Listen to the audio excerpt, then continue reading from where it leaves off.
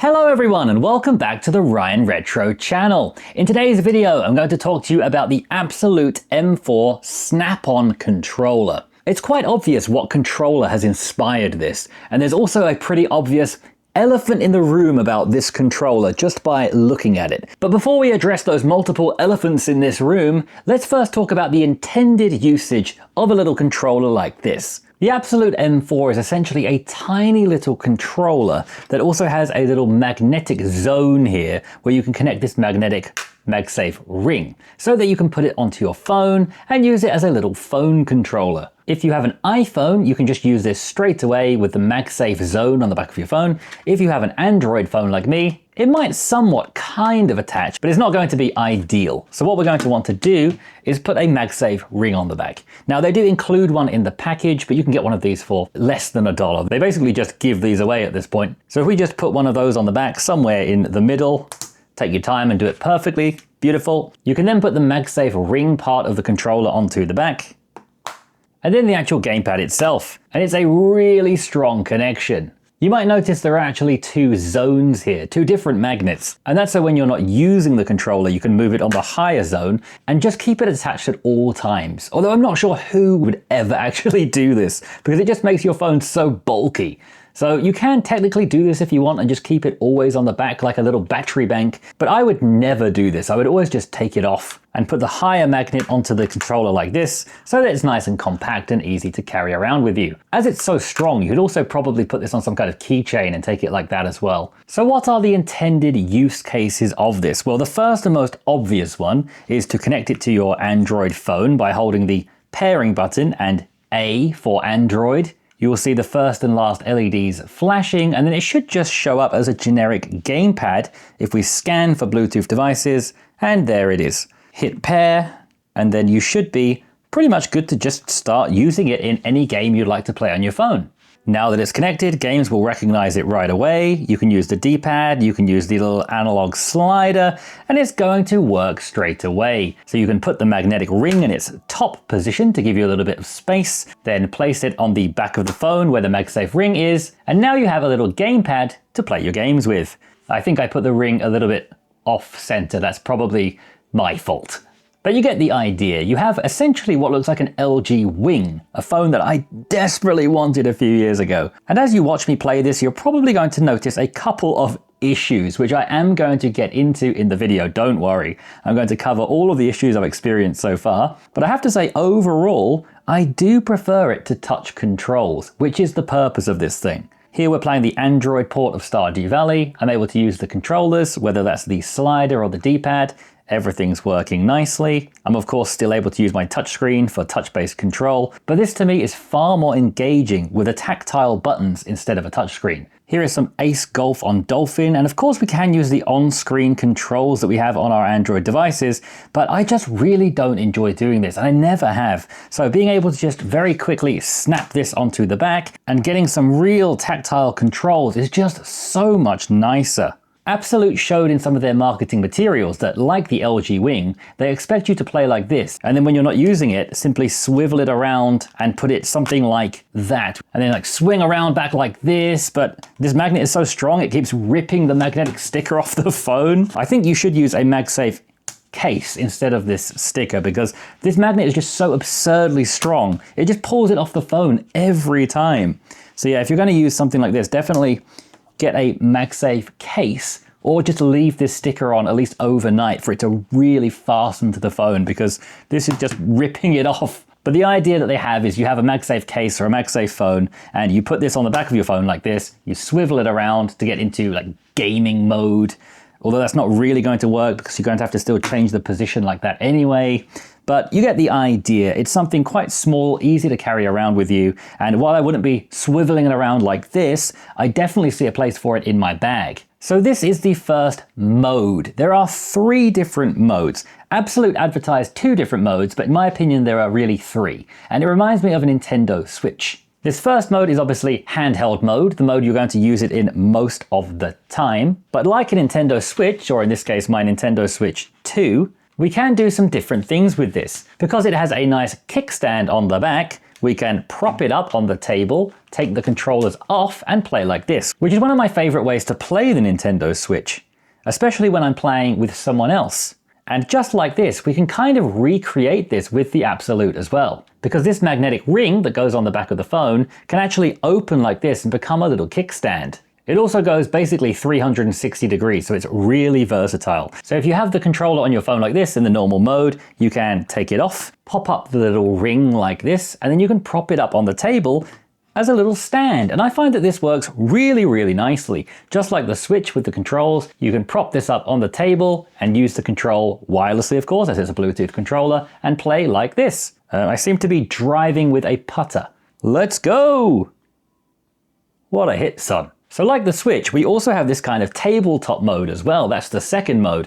And then of course the third mode would just be using it as a normal wireless controller if we were to dock this or another device to a TV, just like we do with our Switch. So what I'm going to do now is show you this with a handheld, as my channel is all about handhelds. Once again, I'll hold the A for Android button and the pairing button at the same time. Then I can connect it to my Android handheld, the Retroid Pocket G2. There it is, gamepad. And here we are playing Megabonk on GameHub, the PC version of Megabonk at 1080p. It looks absolutely beautiful on the Retroid Pocket G2's lovely OLED screen. And if I wanted to prop it up onto the table, I could do that, although I'm not sure I'd recommend it, by once again getting the MagSafe ring and sticking it on the back of the handheld. You can usually find somewhere magnetic to stick it on the back, but I believe that's either the fan or the chip. So I absolutely would not recommend actually doing this. But as usual, I will be an idiot, but you can kind of just finagle it into a position where it will stand up like that. It's certainly not ideal, it's not a good idea, but it is something I found works if you'd like to prop it up onto the table and play like this. So that's the second mode that you can use it in, although I would recommend only doing this with an actual MagSafe phone and not a handheld like this where it's just sitting precariously. But what about the third mode? Well, let's think about what's the third mode you can use with a Nintendo Switch. That's of course docked mode. So by connecting my Retroid Pocket G2 to my lovely UPerfect monitor, which I reviewed on this channel before, we now have a docked experience.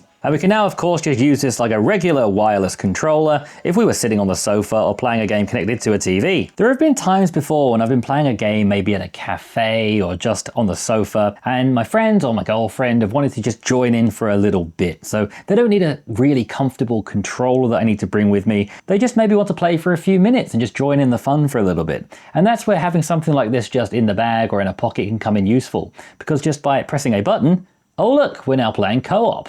And while this isn't the most ergonomic setup, of course, with me holding the handheld and someone else with a little wireless controller, for a little fix here and there, it's not bad whatsoever. And the combined size of these together is minuscule. So this, I think, is another nice option that you might just want to do once in a while. If you've got friends, family, someone who just occasionally wants to jump in a game with you, somebody could be holding it and playing like this, and your friend or family member can just be holding the little gamepad here, and you can just play together a little bit. I think this is pretty fun. And if you were curious, it does also work with the Nintendo Switch 2 and the Switch 1 as well. Instead of holding A for Android when you turn it on, you instead just hold nothing at all and just hold the Bluetooth pairing button. You will see after a few seconds all of the lights flashing around like crazy like this. This will then connect to a Nintendo Switch by just coming to the home menu, coming to controls, and after letting it go crazy for a little bit next to the Nintendo Switch, after a few seconds you will see it show up on the screen. Oh, there it is, paired. It just suddenly came up. You just need to play around in this menu a bit but don't actually touch anything, and it just randomly shows up. And as you can see, it's now working completely fine, controlling the menus. We can connect it just like any other controller, and we're now playing. I know that the Nintendo Switch 1 used to be really picky with what kind of Bluetooth devices it worked with. Maybe it got better over time, please let me know in the comments, but I was quite surprised to see this just work straight out of the box with the Nintendo Switch 2. That was quite nice. And it made me think, maybe if you have the Nintendo Switch and one of these, you could actually have 3 players playing at the same time. One with a Joy-Con each and one with this, although I couldn't actually really think of any examples of 3-player games when putting this video together. So if you also have any ideas for 3-player games, please let me know, because I'd love to showcase that in a future video, as I may be making a follow-up to this in the near future. So just remember, to pair this with something, you need to first turn it off, then hold the pairing button with A for Android, or B if you want to do PlayStation Remote Play, or nothing at all if you want to use Nintendo Switch. So let's now address those pesky elephants in the room. The first one, of course, is ergonomics. Just by looking at this, when the pictures first launched online and people saw the first teaser images, it was quite clear this wasn't going to be the most ergonomic controller in the world. And there is no way this can compete with something like this.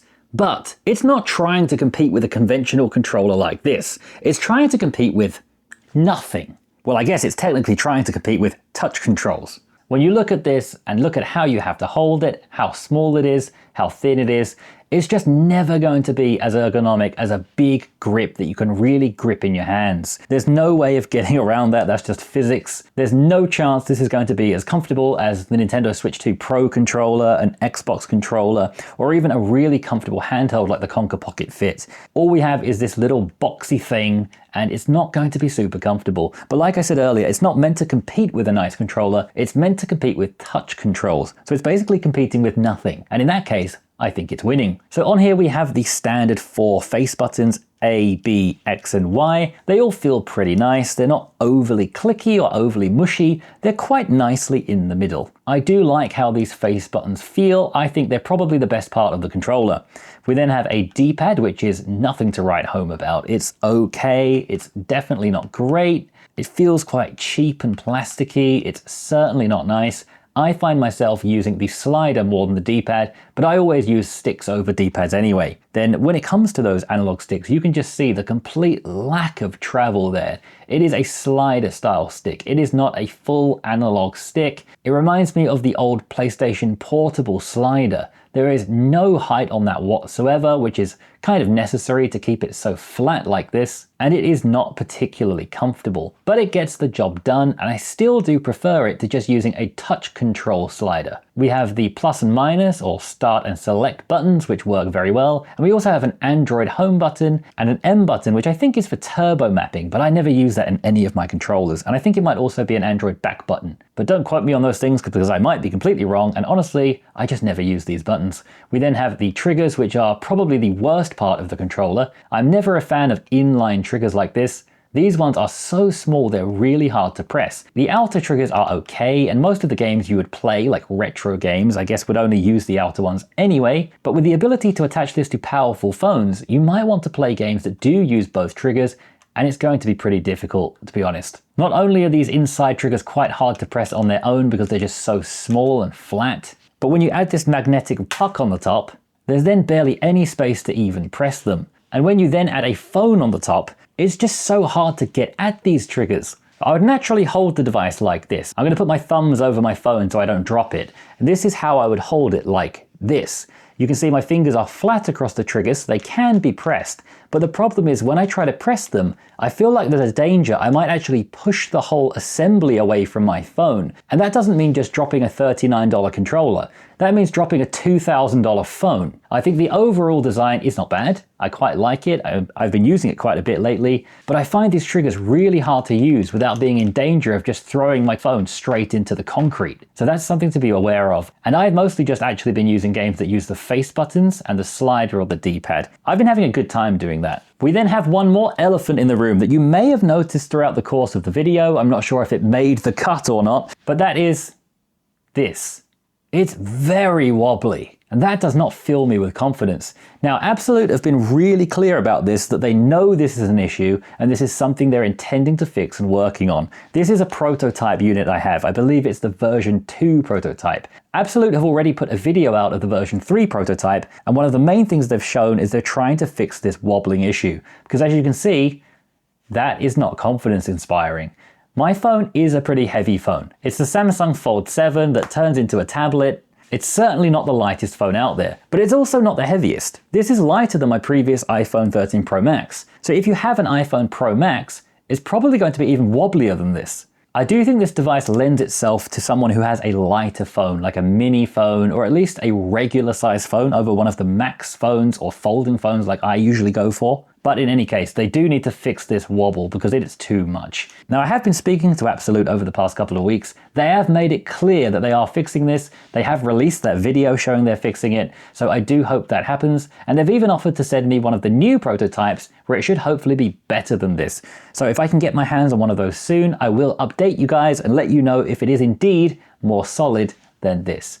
So that's just something I think you need to be aware of. I don't think it's a deal breaker. I think it's okay. I just think you do need to be careful and be aware of it. And also when it comes to their video updates, they've also shared a new colorway that's available now. Thanks to one of their crowdfunding goals being met, we now have this new cosmic orange color, which looks really, really lovely. They do have some more stretch goals available as well. If they get to $200,000, they're going to unlock this Game Boy Golden Age Atomic Purple, which looks very nice. They're at 178,000 right now, so quite close. So if you were to make a pledge using my affiliate link in the description, that color may be unlocked soon. One thing I like about this controller is the nice quiet buttons. If we compare them to the notoriously loud Retroid buttons, the Retroid buttons are around 62 decibels, and the Abxylute buttons are around 45. For a comparison, if you look at my voice right now, I'm speaking at around 75 to 80 decibels. Inspiration for this controller is obvious. It's the M-Con. The M-Con went absolutely viral in the past year or so and raised $1.6 million. It was something I was really interested in myself until I saw the price of it. It's $150. You can buy so many Android handhelds for $150 or less. The Retroid Pocket 5 that I started my whole channel about is only a little bit more than that. I just think that price is absolutely absurd. And I know that it's a Kickstarter project, it was made by one guy, and it's not like a massive scale production, but I just think that product is dead. I don't see how you can spend $150 on something you stick on the back of your phone when you can get a whole handheld for that. I just think it's a ridiculous price, and I hope it comes down in price in the future because I think it's a really cool product. And while the Abxylute M4 here seems clearly not as good as that one, it looks better, this is $39. You can almost get 4 of these for the price of the M-Con. You could get one of these and a $100 Android handheld and still be saving money. So I think the value proposition here is fantastic. This is not something that's necessary for everyone. Like I said, it's not going to compete with the ergonomics of a full controller. But for $39, I think it's in that price category of an impulse buy. It's also a good price for a gift. And here is where I think Abxylute have kind of missed out a little bit. And that's because the crowdfunding campaign isn't due to end till the end of December.